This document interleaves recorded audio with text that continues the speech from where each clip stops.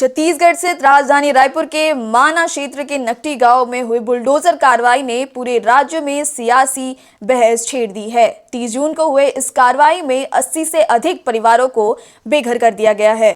इस कार्रवाई के लिए हजारों पुलिसकर्मियों और कई बुलडोजरों की तैनाती की गई थी।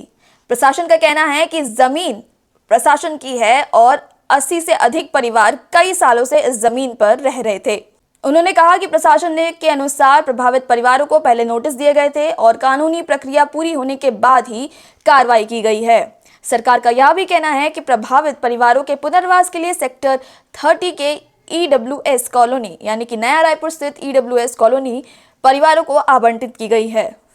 वहीं गांव के लोगों का पक्ष कुछ और ही सामने निकल कर आ रहा है। उनका कहना यह है कि परिवार 30 से 40 वर्षों से यहाँ रह रहा था। कई घर प्रधानमंत्री आवास योजना और इंदिरा आवास योजना के तहत बने थे। उनका सवाल यह है कि अगर वह कई सालों से इस जमीन पर जबरदस्ती रह रहे थे तो सरकार उन्हें बिजली, पानी और रहने की और अन्य सरकारी सुविधाएं कैसे दे रही थी।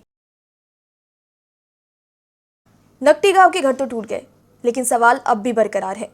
क्या 30 से 40 वर्षों से रह रहे लोगों को एक ही दिन में बेघर कर देना कोई सही बात थी?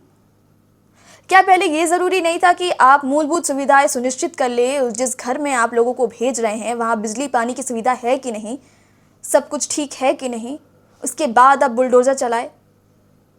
क्या ये काम करना सबसे ज्यादा जरूरी था, वो भी इस मौसम में बिना नोटिस के?